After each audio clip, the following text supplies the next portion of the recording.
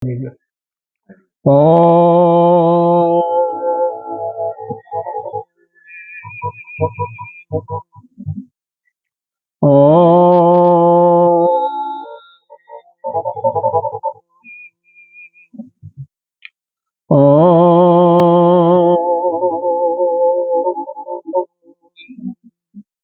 ॐ सहनावतु सहनो भुनक्तु सह वीर्यं करवावहै तेजस्विनावधीतमस्तु मा विद्विषावहै।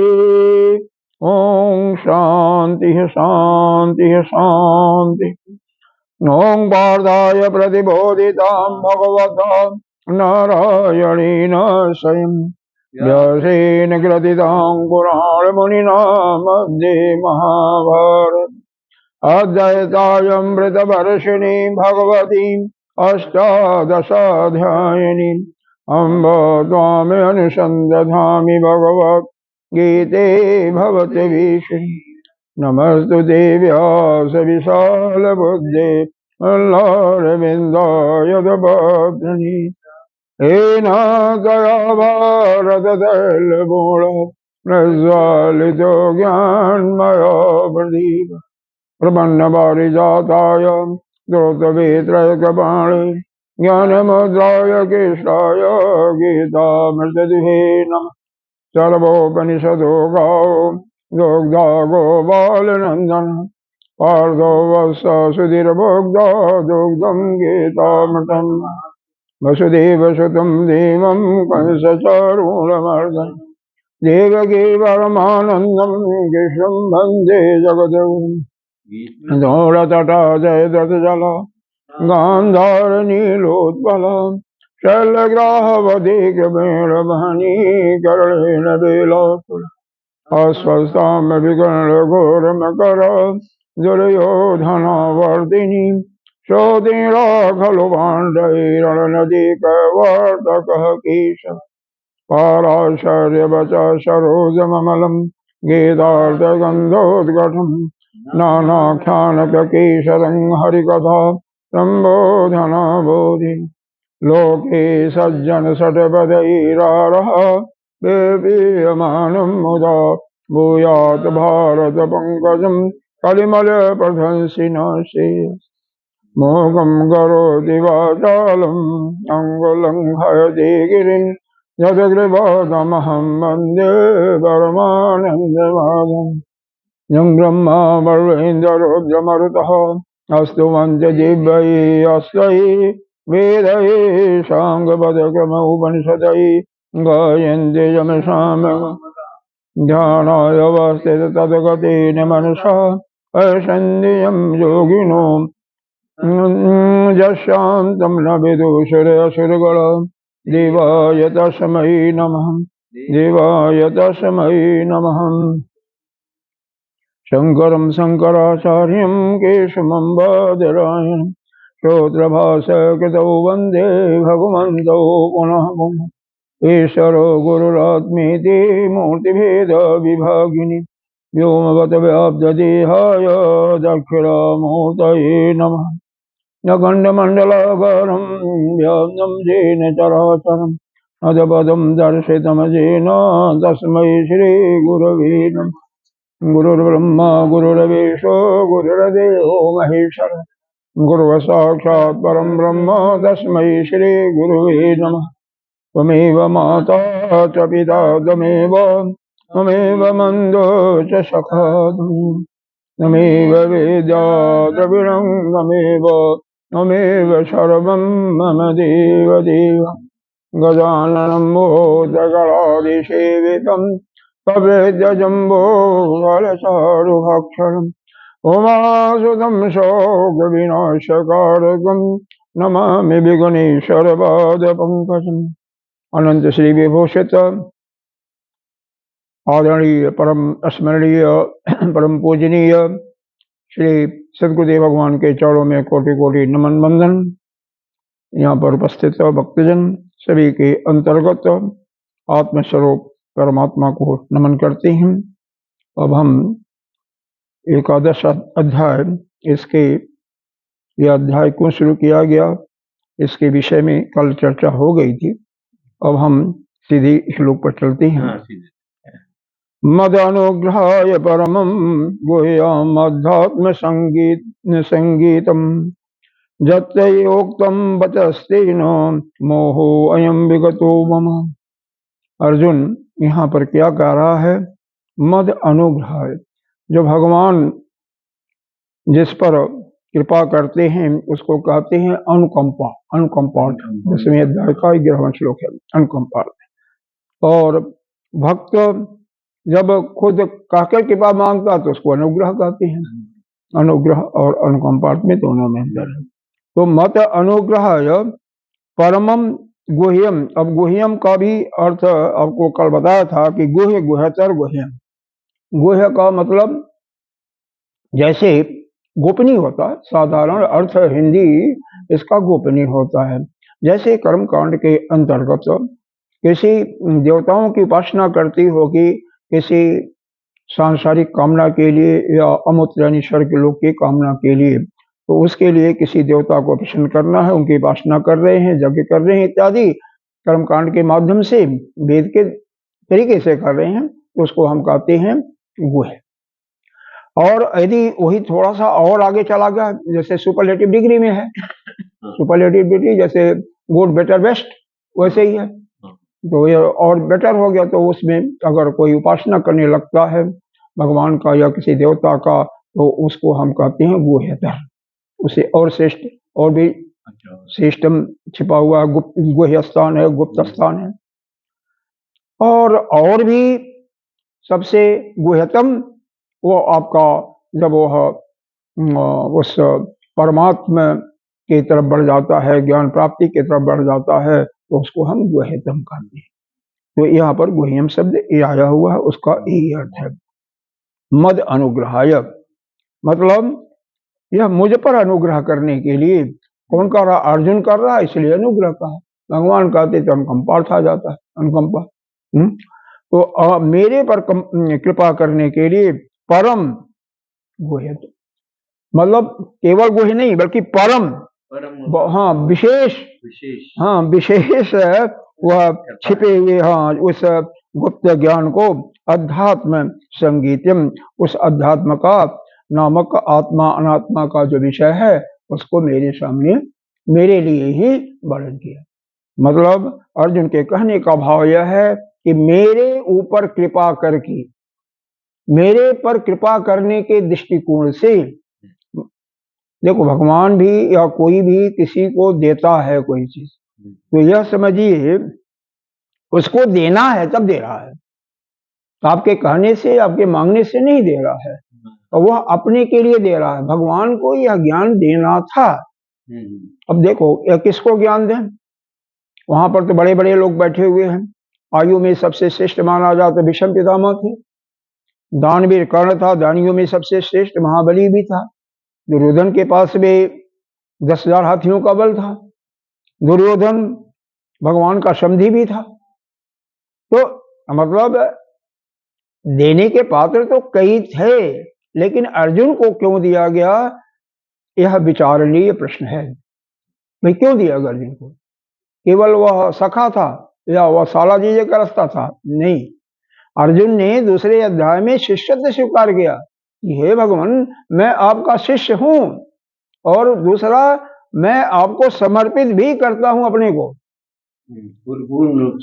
पूर्ण रूप से समर्पित की बात भी कही। तब जाकर के देखो यह 7वें श्लोक का अंतिम है। शिष्यते अहम साधिमाम त्वं प्रपन्नम। एक तो मैं आपका क्यों आपको ज्ञान दूंगा, क्योंकि यह कार्पण दोषो अपहत स्वभाव, कार्पण दोष से मैं अपहत मतलब स्वभाव वाला हो गया हूँ, अपहत का मतलब घायल हो गया हूँ। मेरे को यह भी नहीं पता है कि हमारा जो वास्तविक स्वरूप है, वास्तविक स्वभाव है, उसमें भी मूर्ता आ गई है। मुझे नहीं पता धर्म क्या अधर्म का है, और मेरा चित्त जो है इस धर्म अधर्म को में मूर्ता हो गया। मतलब मेरे को यह नहीं पता कि धर्म क्या है अधर्म क्या है। ये जो दूसरे अध्याय का श्लोक है। इसलिए मैं तुमसे पूछ रहा हूं, जत श्रेय जो श्रेष्ठ हो, स्यात् निश्चितम, उसको आप निश्चित करें, आप स्वयं निश्चित करें, और ब्रूहितन में, और उसको मेरे को बताएं कि हे भगवान, जो श्रेष्ठ हो मेरे लिए, उसको आप निश्चित करके मेरे को बताएं। क्योंकि मैं, क्यों बताइए, क्योंकि मैं आपका शिष्य हूं, और दूसरे मैं आपके शरण में हूं, मैं प्रपन्नम, मैं आपके शरण में हूं। तो जब शिष्य गुरु के शरण में हो जाता है, शिष्य, पहली बात तो शिष्यत्व स्वीकार करना। शिष्य का मतलब वो जो मंदिर दे दिया वह शिष्य केवल उसी से नहीं होता है, मन से, हृदय से पूर्ण रूप से वह शिष्यत्व को स्वीकार कर लिया, समर्पित हो जाए। नहीं, समर्पित तो बाद में, पहले तो शिष्य के लिए वह स्वीकार कर लिया, हृदय से स्वीकार कर लिया कि मैं आपका शिष्य हूं। दूसरा, स्वीकार करने के बाद पूरा उनके आश्रय में आ गया, उनको अपने को समर्पण कर दिया कि मेरी नौका पार करना हो पार करो, डुबाना डुबाओ। भगवान को एक दृष्टांत यहाँ पर बहुत सुंदर आता है। एक संत थे, नौका में सवार थे और भी सवारी सवार थे, तो हो तूफान आ गया। तूफान आ गया तो उन्होंने क्या किया, उस नदी से पानी नौका में और डालने लगे। पानी आ गया तो नदी डूबने लगी है ना, तूफान आता है तो जबकि पानी निकालना चाहिए तो वह पानी उल्टा और डाल ले। कुछ देर के बाद नौका डूबी नहीं। जब तूफान थम जाता है तो वह क्या करते हैं, नौका का पानी गंगा जी में यानी नदी में डाल रहे हैं। तो लोगों ने कहा, महाराज जी, मैं आपकी यह जो कारनामे मेरे समझ में नहीं आया, आपका दिमाग कहीं खराब तो नहीं है, इसको ढीला नहीं हो गया है?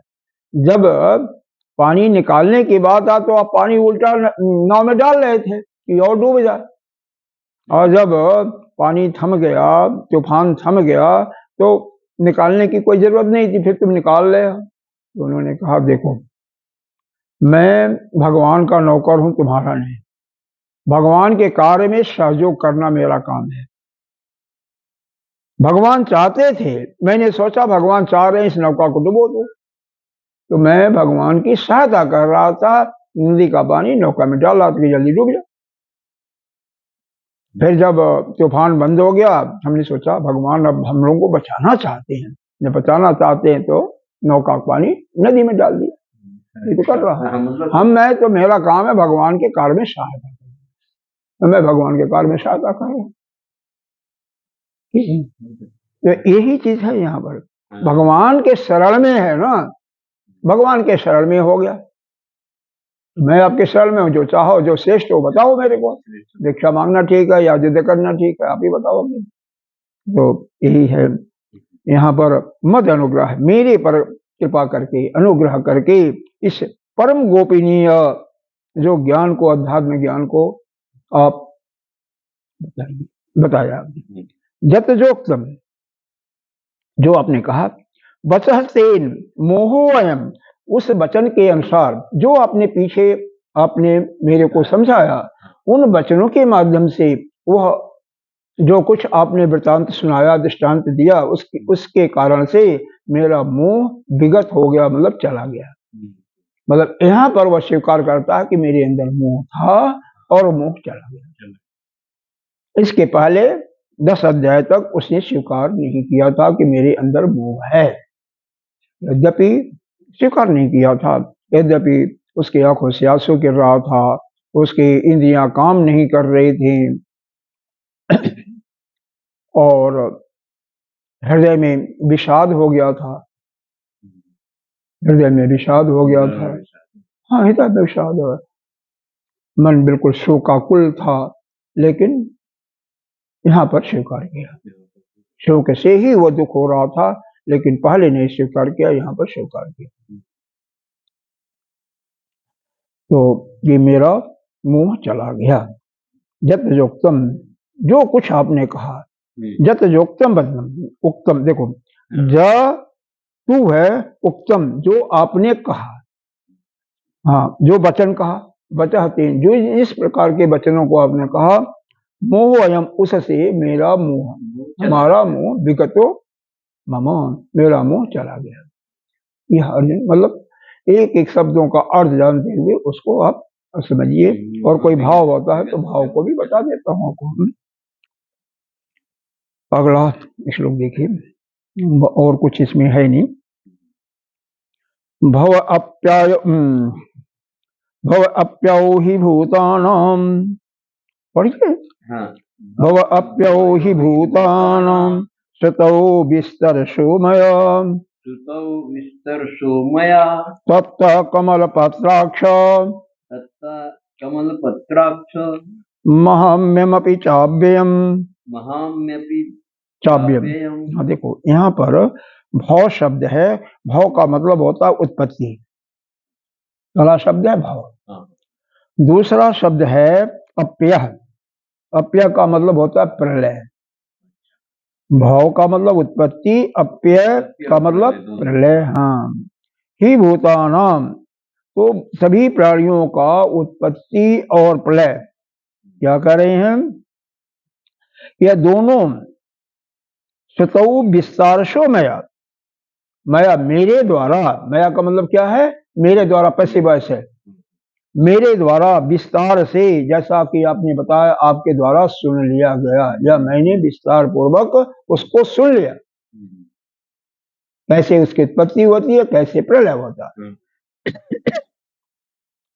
अब यहाँ पर कमल पत्राक्ष शब्द आया है ना, कमल पत्राक्ष भगवान विष्णु को कहते हैं जिनके नेत्र जो हैं कमल जैसे हैं। तो हे कमल नयन वाले, हे भगवान कमल पत्राक्ष, कृष्ण आपका देखो अच अव्यम, जो अविनाशी स्वरूप, अव्यम माने अविनाशी, जिसमें से कोई खर्चा न हो, यहाँ पर है ना च अव्यम, वह जो अविनाशी स्वरूप है, और अक्षय महात्म, देखो ना, और क्या दिया यहाँ पर, अक्षय महात्म भी, अक्षय यहाँ पर अक्षय ना, कमल पत्र अक्षय, अक्षय माने वह जो कभी नष्ट नहीं होने वाला है, महात्म मतलब बड़प्पन, और ऐश्वर, जो ऐश्वर आपका कभी समाप्त और मतलब हाँ कम नहीं होने वाला है, वह ऐसा मैं भी उसको सुन चुका। यह श्रुतम, श्रुतम माने सुन लिया गया। तो मैंने हे भगवान आप ही जो है स्थिति और उत्पत्ति करने वाले हो, हे कमल पत्राक्ष, हे भगवान, हे कमल के नेत्र वाले प्रभु, आपके द्वारा मैंने विस्तार पूर्वक प्राणियों का उत्पत्ति और विनाश सुन लिया, समझ लिया। आपने सुनाया, मैंने सुन लिया। और क्या, आपका जो स्वरूप, जो यह अव्यय स्वरूप है, और कभी नष्ट न होने वाला जो आपका महात्म्य है, ऐश्वर्य है, उसको भी मैंने सुन लिया, उसको भी सुन लिया। ये सुना ना, अच्छा, ये दोनों चीज हमें समझ में आ गया। अब क्या, अब आगे की बात देखिए, ये समझ में आ रहा ना। भव अप्यो, भव का मतलब उत्पत्ति, अप्य शब्द है, अप्य का मतलब नष्ट होना, विनाश होना, ठीक है ना। ही माने निश्चय, भूता नाम माने प्राणी, सभी प्राणी, श्रुतो माने सुन लिया गया, विस्तार से मतलब विस्तार पूर्वक, मेरे द्वारा विस्तार पूर्वक सुना गया। तो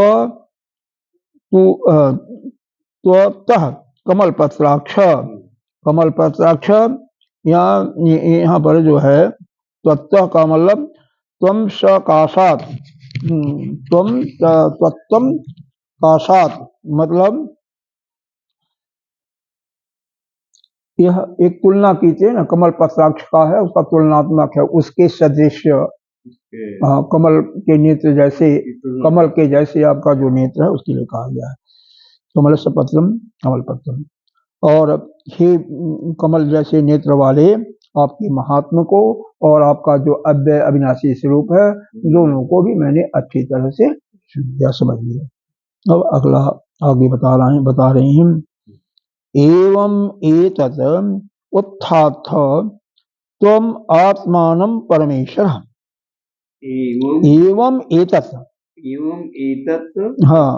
हाँ उत्थाथ त्वम आत्मानं परमेश्वर, द्रष्टुम इच्छामि द्रष्टुम इच्छामि ते रूपम ऐश्वर्यम ते रूपम ऐश्वर्यम पुरुषोत्तम। पुरुषोत्तम। क्या कर रहा है, ये भी अभी अर्जुन का प्रश्न ही चल रहा है, अभी भगवान नहीं यहाँ पर अभी आए। एवं एतद का मतलब हुआ अन्यथा नहीं, अन्यथा ऐसा नहीं है।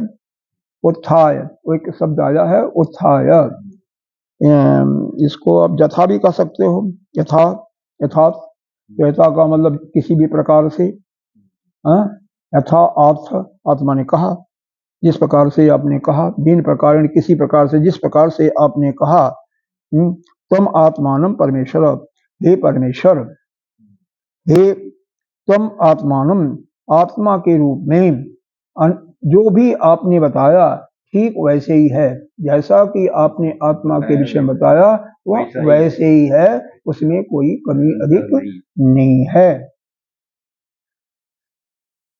मतलब जैसे आपके विषय में वर्णन किया हो, किया जाता है, आप वैसे ही हो, उसमें किसी प्रकार की कोई कमी नहीं है, एकदम परफेक्ट है, वैसे ही परफेक्ट है। हे पुरुषोत्तम, क्या है,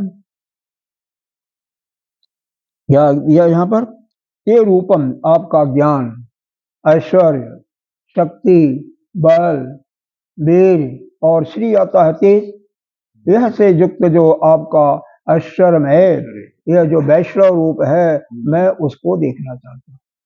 देखो भगवान का 6 ऐश्वर्य होते हैं, भग माने 6 ऐश्वर्य, वान माने प्रचुर मात्रा में, भग का मतलब होता है ज्ञान, वैराग्य और धर्म, तथा ऐश्वर्य, जस और श्री, जस और श्री, ज्ञान, धर्म, ज्ञान, वैराग्य, ऐश्वर्य, जस और श्री, ये 6 चीजें जिसके अंदर प्रचुर मात्रा में, उसको हम कहते हैं भगवान। भगवान का मतलब प्रचुर मात्रा में, तो वह भगवान के अंदर ये सारे ये जो 6 गुण हैं प्रचुर मात्रा में है।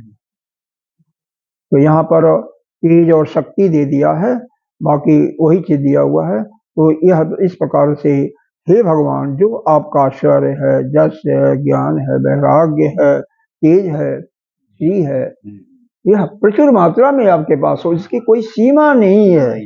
हाँ, उसको मैंने सुन लिया, उसको मैं देखना चाहता हूँ, अब मैं देखना चाहता हूँ, देखना चाहता हूँ, ठीक है ना। अभी देखो, अब यहाँ पर एवं मतलब इस प्रकार से, एतद यह, यथा, यथा, यथा के बाद आया है, क्या शब्द आया है, आथ, आथ माने कथ, कथ कहना, कथयसी, और यथा माने इन किन प्रकार, जिसकी प्रकार से आपके विषय में कहा जाता है, हे परमेश्वर, आप वैसे ही ठीक ठाक हो, उसी प्रकार से हो, उसमें कोई कमी नहीं है। और मैं वह जो का रूप है आपका, ऐश्वर्य है, जस है, बल है, श्री है, उसको मैं देखना चाहता हूँ।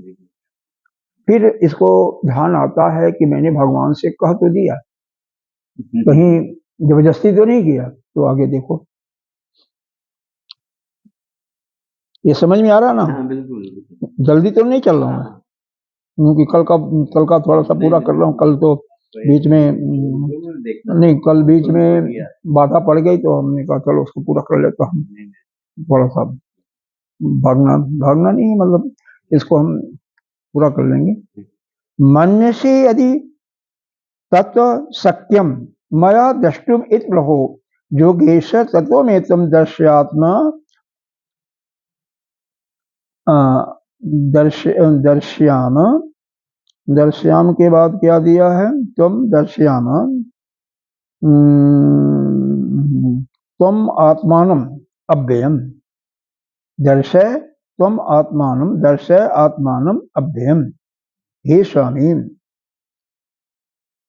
यह आप देखो, यहाँ पर आया तत् सत्यम, यदि आपको शंका नहीं है, आप ये मतलब अगर मन से, यदि यह मैं, अगर आप, यह मेरे द्वारा आपका रूप देना, देखा जाना ठीक है, संभव है, हम देख सकता हूँ, तो मया दृष्टि में प्रभु, तो मेरे को है प्रभु, मेरे को भी दिखाओ। मेरे को दिखाइए बस। दिखाइए। हाँ, दया तो नहीं कहा, मया द्रष्टुम इत प्रभु, हे प्रभु मेरे को अपना रूप दिखाइए। मन से मेरे द्वारा यदि तत् सत्यम, यदि आपका स्वरूप है, संभव है, देखने के योग्य है, मैं अगर देख सकता हूँ, सत्य माने सकना होता है, तो मैं यदि आपका रूप देख सकता हूँ, यानी मैं आपका रूप देखने के योग्य यदि हूँ, दूसरे शब्दों में कह सकते हो मेरे अंदर वह कैपेबिलिटी है, क्षमता है, आपके रूप को देखने के लिए पात्रता है, क्षमता है, तो मेरे को आप अपना रूप दिखाइए। हे जोगेश्वर तत्व में तम दर्शनाताद्यम, तो अपना जो अव्यय स्वरूप जो है वो मेरे को दिखाइए ना। आपके उस दर्शन करने के लिए मेरी उत्कृष्ट इच्छा है, तो अपना स्वरूप मेरे को दिखाइए। मन से मतलब मेरे द्वारा यदि तत्सत्यम, वह देखा जा सकता है, मैं यदि आपके स्वरूप को देख सकता हूँ, यानी मैं उसको देखने के योग्य हूँ, तो हे प्रभु वह आपका अपना जो अव्यय स्वरूप है, हे योगेश्वर, उस रूप को मेरे को दिखाइए। ठीक है। अब यहाँ पर भगवान बोलती हैं। अब भगवान के बोलने के पहले हाँ, यह चारों श्लोक समझ में आ जाना चाहिए, क्योंकि जब प्रश्न, कोई भी प्रश्न है वह समझ में आ जाता तो उत्तर समझ में आता है, और मान लो हमें प्रश्न समझ में नहीं आता, उत्तर हमें क्या समझ में आएगा। तो प्रश्न समझ में आ गया तो उत्तर भी समझ में आ जाएगा आसानी से, कोई दिक्कत है। प्रश्न आ गया समझ में, उत्तर भी आ जाएगा।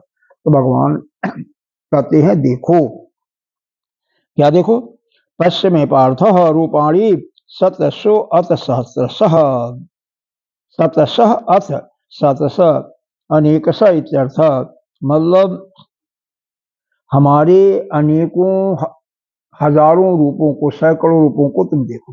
पश्चिमे पार्थ, हे पार्थ, हे अर्जुन, तुम देखो, क्या देखो, रूप को, मेरे रूप को, कौन सा रूप देखो। सतसो अथ सतसः, हजार, सहस्र माने हजार, अनेकों, हाँ, सतसो अथ मतलब अनेकों, यानी हजारों रूपों को तुम देखो। नाना विधानि दिव्यानि नाना वर्णाकृतीनि च,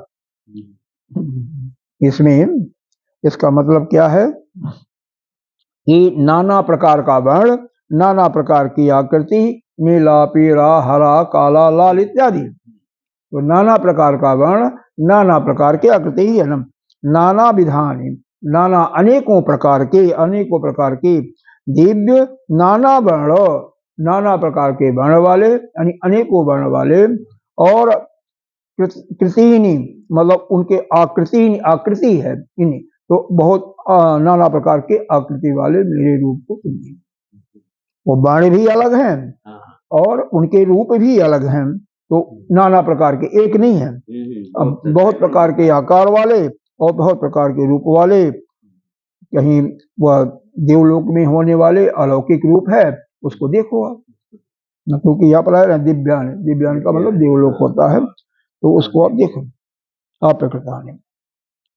तो हे पार्थ, तुम मेरे सैकड़ों, क्योंकि सत भी आया है और हजारों, सत भी आया है, तो सैकड़ों और हजारों अर्थात अनेकों रूपों को देखो, जो कि अनेक प्रकार के भेद भाव वाले, दिव्य भी हैं और अनेकों आकृति वाले हैं और अनेकों वर्ण वाले हैं, उस रूप को तुम देखो।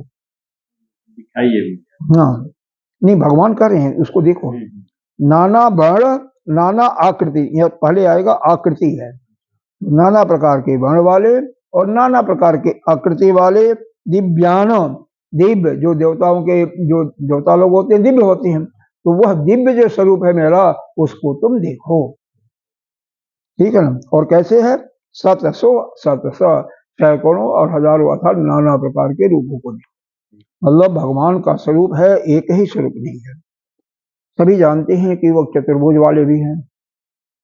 यह एक स्वरूप तो यहाँ पर कृष्ण के रूप में तो 2 हाथ पैर वाले आए थे, राम भी 2 हाथ पैर वाले भी आए थे, कभी 12 बने थे, कभी नरसिंह बन गए थे, कभी कच्छप बन गए थे, कभी मछली मत्स्य भगवान आ गए थे। तो इस प्रकार के नाना रूपों को तुम देखो,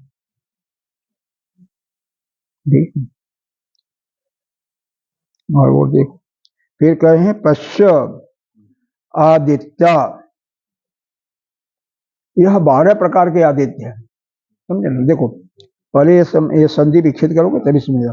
पश्य आदित्य, उसके बाद क्या है, पश्य आदित्य आदित्यान वसु, 8 वसु हैं।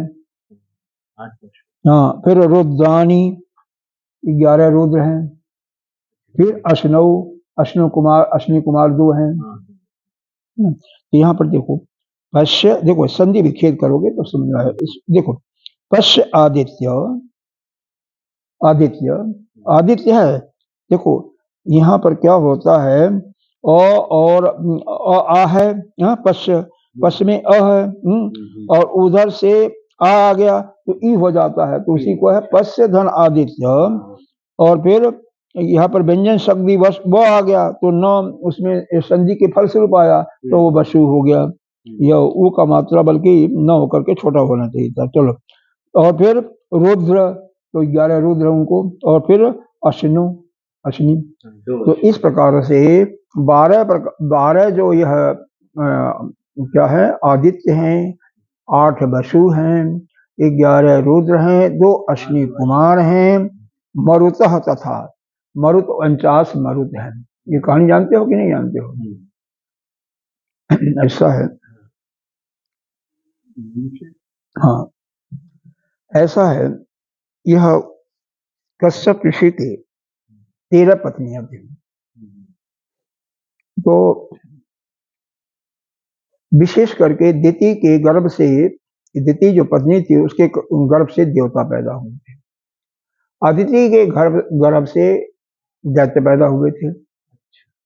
खस के गर्भ से राक्षस पैदा हुए थे। अंदाजे राक्षस में कोई थोड़ा बहुत फर्क है, कोई ऐसी बात नहीं। या कद्रु के गर्भ से सांप इत्यादि पैदा हुए थे। और वनिता के गर्भ से गरुण और अरुण पैदा हुए थे, पक्षी इत्यादि। इस प्रकार से हर एक अलग अलग है। तो जब देवता लोग हार गए थे दैत्यों से, हाँ नहीं, देवता तो पहले हारे थे, पर बाद में जब असुर हारे तो यह जो अदिति है वह ऐसा उसने प्रार्थना की अपने पतिदेव से, पति तो एक ही है ना कश्यप ऋषि, कि हमारे ऐसा पुत्र हो कि संहार कर दे देवताओं का। अच्छा, ये भी मांगे। भाई देखो वह देवताओं का अब पति एक है तो वह अपने दूसरी पत्नी का भी सुनेगा, तीसरे का भी सुनेगा, पहले का, चौथे का, सबका सुनेगा ना। हाँ, तो जो उसे मांगेगा वो सुनेगा। ठीक है भाई। उधर इंद्र को पता लग जाता है। इंद्र इस फिराक में वहीं पर थे कि कब यह अशुद्ध हो तो मैं इसके गर्भ में प्रवेश करूं। तो किसी टाइम सोने के पहले उसने पैर इत्यादि नहीं धोया, कुल्ला ठीक ठाक से नहीं किया होगा, फिर उसके अशुद्ध थी उसी में घुस करके, और जो वो गर्भ था, गर्भ के अंदर जीव था, उसको 49 टुकड़ों में काट दिया। चिल्लाया, रोने लगा। तो कहने लगा रो मत, तुम हमारे तरफ से लड़ोगे, तुम देवता हो, 49 रुद्रगण कहाँ लाओगे। तो वह 49 रुद्र हो गए थे। होना था इनको मारने वाला, और खुद ऐसा हुआ कि इनके तरफ ही हो गए वो। तो यह 49 रुद्रगण, यह मरुत उसको कहते हैं। यह रुद्रगण पैदा होते हैं अदिति के गर्भ से, और वह देवता बन चुके हैं, उनको देवता उन्होंने बना दिया अपनी तपस्या से। तो यह मरुत 49 मरुत है। तो वह मरुतगण 49 जो है वह पैदा हुए। और क्या, बहून दिष्ट पुरवाणी पश्चात आश्चर्याणि भारत, और अनेक प्रकार के जो पहले आपने देखा था दिष्ट, और पश्चात आश्चर्याणि, और इस प्रकार से हे भारत, ये सारा जो आश्चर्य के रूप में है सभी देखो। हे अर्जुन। हाँ, भारत का मतलब अर्जुन, भारत का मतलब अर्जुन, सभी अर्जुन है। भाषा में कोई चीज है।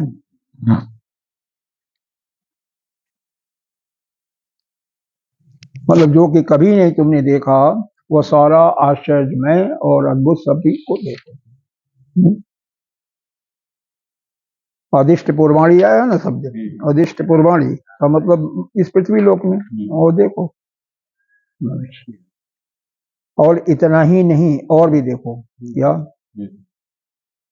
इह एकस्तम जगत कृष्णम, इह एकस्तम जगत कृष्णम, इह एकस्तम जगत कृष्णम, पश्चात सचराचरम, पश्चाद्य सचराचरम, मम देहि गुणाकेश, मम देहे गुडाकेश, जत अन्यत द्रष्टुम इच्छसि, यत् अन्यम अन्यत अन्यत अन्यत् हाँ द्रष्टुम इच्छसि।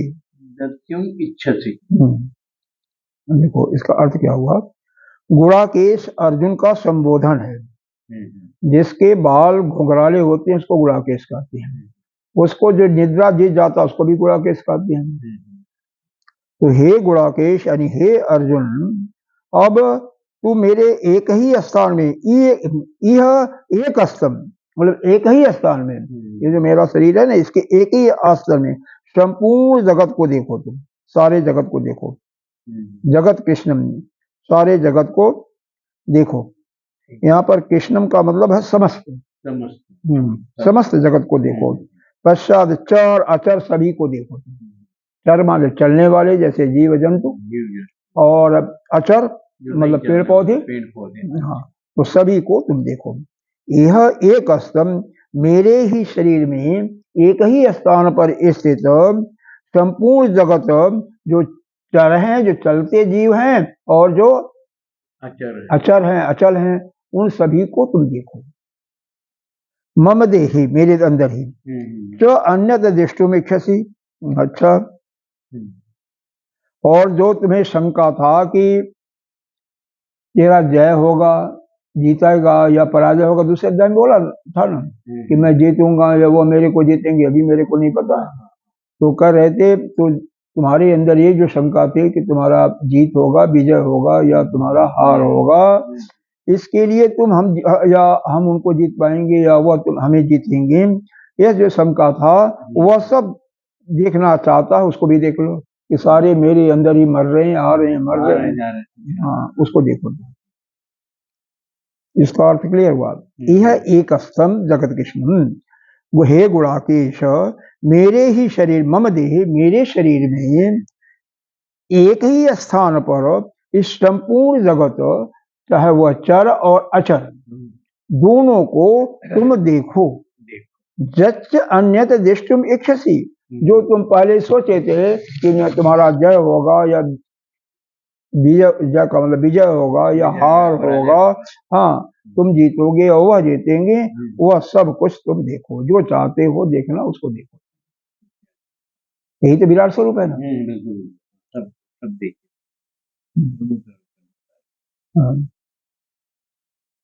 अब 8वां श्लोक के लिए,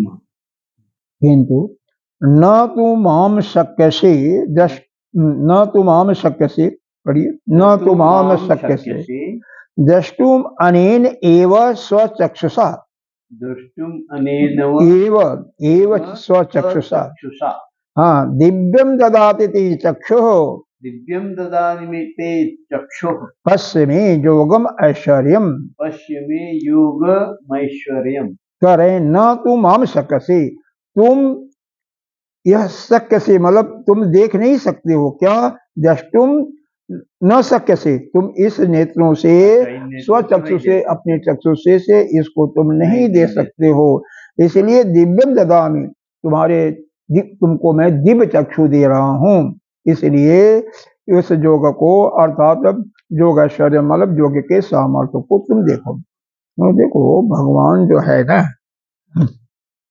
वह परमात्मा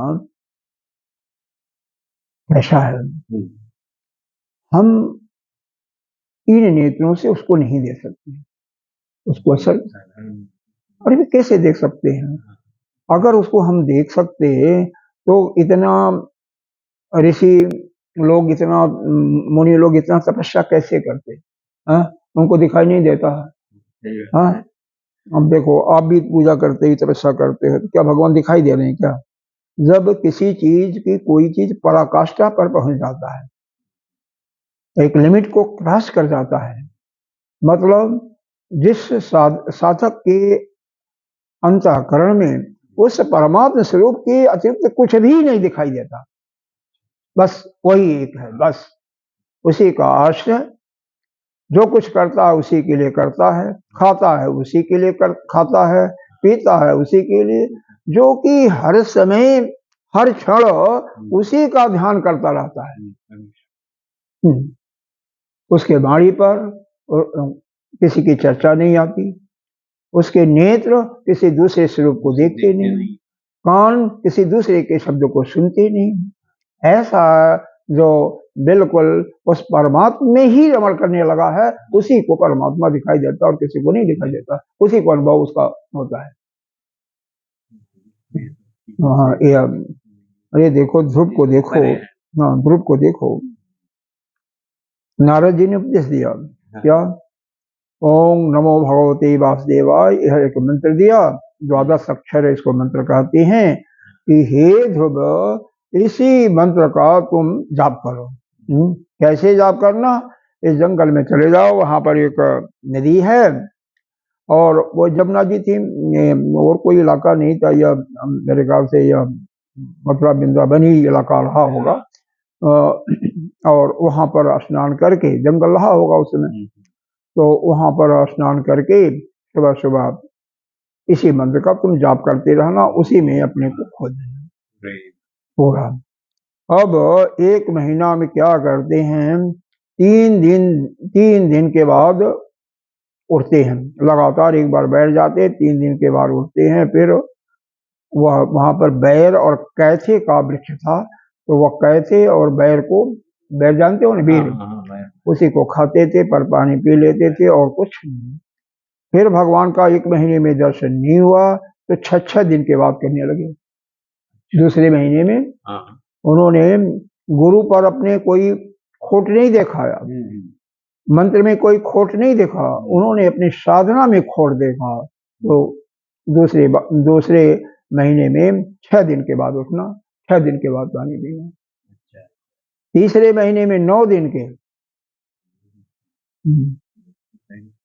इस प्रकार से जब 15 दिन का लगातार हो गया 5 महीने में, फिर उसके बाद उन्होंने, नहीं भगवान की प्राप्ति होती है तो सब कुछ सांस को रोक लेते हैं, उस समय सारे देवता व्याकुल हो जाते हैं, क्योंकि यही है न व्यष्टि। अगर व्यष्टि, जिसने भी व्यष्टि को समष्टि से जोड़ लिया, तो व्यष्टि में यदि सांस रुक गया तो समष्टि सभी विश्व का सांस रुक जाएगा, जो अपने को भी उस समष्टि से जोड़ लेता है।